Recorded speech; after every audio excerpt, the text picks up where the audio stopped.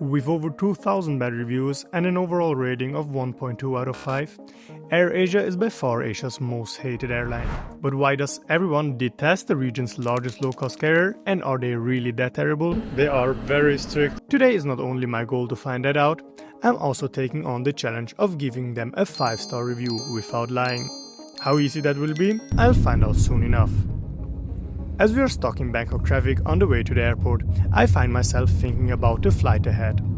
I've spent hours reading reviews about AirAsia. Okay, maybe more like 10 minutes. And while most complain about the non-existing customer service, flight cancellations, delays, and apparently scammy business practices, some reviews also include safety issues, food poisoning, and staff stealing personal belongings. A lot of people also call AirAsia the worst airline ever, or as this guy puts it, AirAsia makes Ryanair look like a 5-star airline. And now, as we all know, people have a tendency to over-dramatize stuff on the internet. But when 91% of reviews are 1 star, it starts to feel less like an airline feedback and more like people rating a pyramid scheme they accidentally joined. But somehow it's hard to reconcile the image of a shady budget airline with what seems to be one of Asia's biggest aviation success stories. You see, AirAsia began in the 1990s in Malaysia as a government-owned full-service carrier. As we all know, Malaysian government programs never fail, but shockingly, by the early 2000s, AirAsia was drowning in debt. That's when the airline was sold for just £1 and transformed into Asia's first low-cost airline. Under the slogan, "Now everyone can fly," profit soared and growth was more explosive than my stomach after street food in Manila. Within just a few years, AirAsia has become Southeast Asia's dominant player and one of the most recognizable names in the region. The airline has since expanded into several countries, including Thailand, where our flight takes off today. Thai AirAsia's hub is Bangkok Don Mueang, the oldest operational airport in Asia, and the uglier one of the 2 international airports serving Thailand's capital. Don Mueang mainly handles low-cost carriers like AirAsia, Ryanair and Nakhon, connecting dozens of domestic and regional destinations across Asia.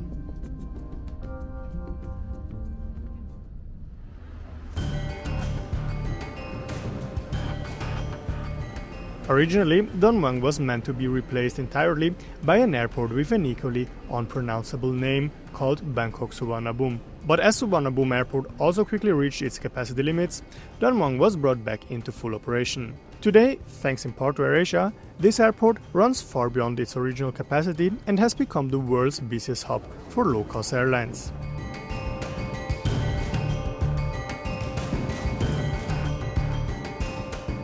All in all, the 2 Bangkok airports handle around 100 million passengers a year, making the city the most visited on the planet, ahead of Istanbul, London, Paris and Los Angeles. That's no surprise. One quick look at social media and you'll see that right now somehow everyone and their grandmother is flying to Thailand. Back in Europe, many low-cost carriers charge you $50 just to print a boarding pass. So AirAsia's free airport check-in almost feels nostalgic. In Southeast Asia, check-in is still free across the board, but let's not give them any bad ideas. AirAsia also still lets you bring 7 kg of hand luggage, even on the cheapest fare. On Ryanair, for example, the carrier which apparently is a 5-star airline compared to AirAsia, you pay €55 for airport check-in and can bring only a small 2 kg bag in the base fare. We're not government officials, we're not monks, and we'd rather not humiliate ourselves in this very public mini lounge, so we stick to this counter where either the machine or the staff is redundant. They are very strict about the baggage, they even check my fanny pack. To be fair, carrying a fanny pack is kind of a crime, but luckily they led us through security without any issues, and within minutes we are airside.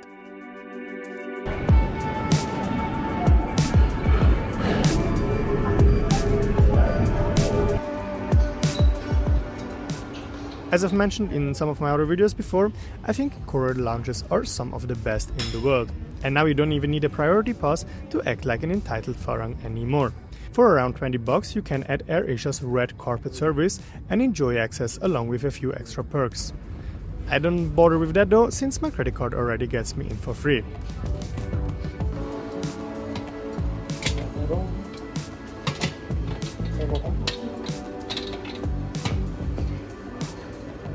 Once inside the holy grail of pretentiousness, there's freshly made food, unlimited booze, and even a complimentary massage. I mostly stick to the booze and type questionable notes into my phone. Notes I probably shouldn't read out loud in this video. So I put the phone away before I embarrass myself further, sit back and try to enjoy the upscale setting. But no matter how fancy these lounges get, I never quite feel like I belong. I just sit there with my drink, silently judging the backpackers outside, while I'm probably more broke than any of them.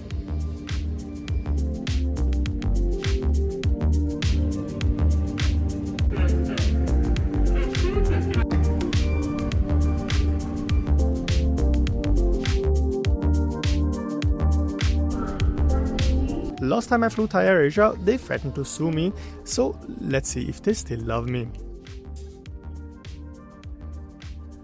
At least the plane shows up right on time, and a quick look at flight radar shows that we're about to board a 17-year-old A320. A 17-year-old plane isn't anything unusual, but it's not exactly fresh either. And when it comes to safety, AirAsia doesn't enjoy a spotless track record. However, the Thai subsidiary Thai AirAsia has never experienced a fatal accident, and it's in fact considered more reliable than the AirAsia branches in other countries.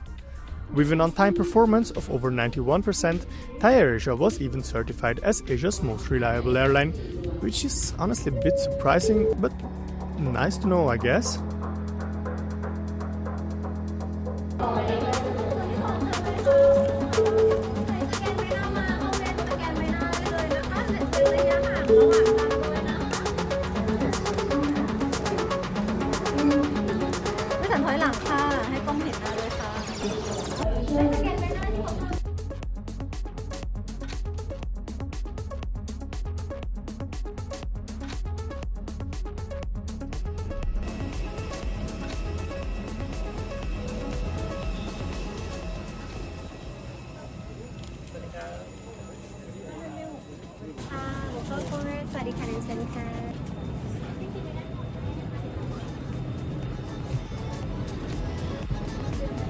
Yeah.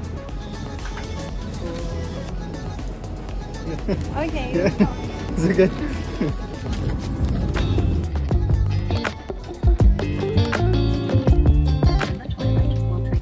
Welcome on board this A320 operated by Thai AirAsia.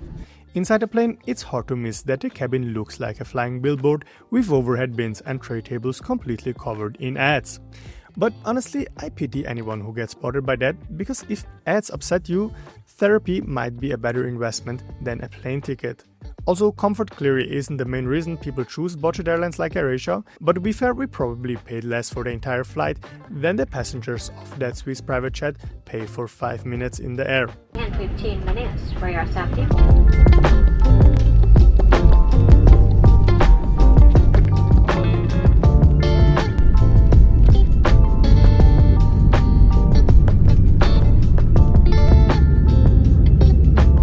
We take off and soar above the rooftops of Bangkok, straight into the sunset. It's almost a bit too romantic for my taste, but luckily I'm pulled back into reality when the guy in front of me reclines his seat and crushes my already trapped legs to a point where blood flow and nerve function are officially suspended. Now, with 71 centimeters, the legroom is actually more than enough, if you're a 6-year-old child. Still, my standards aren't sky high, and for a low-cost carrier, so far I can't complain. After all, if you're flying with AirAsia, your main reason should be low fares, not luxury. Still, if you're taller than 175, I strongly recommend you to book a seat at the emergency row. While most budget carriers might offer less comfort than your local bus service, AirAsia's reclining and padded seats, as well as the retractable armrest at the window, are actually a rarity these days. They also serve in-flight meals at pretty reasonable prices, and unlike many other low-cost carriers, you don't only get instant noodles or snacks, but actual proper food. Probably still super unhealthy, but I'm not really in a position to judge that. since my last flight with them, AirAsia seems to have gone into overdrive. They're not just selling flights anymore. With AirAsia Move, you can now book hotels, get airport transfers, order rides, install an eSIM, and probably adopt a cat while you're at it. They've even launched an AI customer service chatbot called Bo. Unfortunately, it seems Bo skipped training, and according to reviews and based on my own painful experiences, it struggles with even the most basic questions. While their digital brain might need some work, their ambitions on the ground are very real.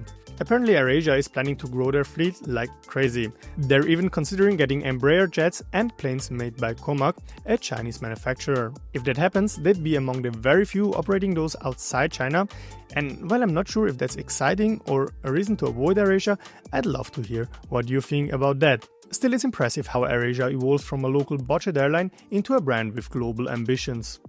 They're already reaching places like Saudi Arabia, Kenya, Japan, Australia and Kazakhstan, but recently AirAsia started flirting with the idea of launching routes to the EU, the UK and maybe even the US. Today though, we're only heading as far as Nakhon Si Thammarat, the capital of the southern Thai province that goes by the same name.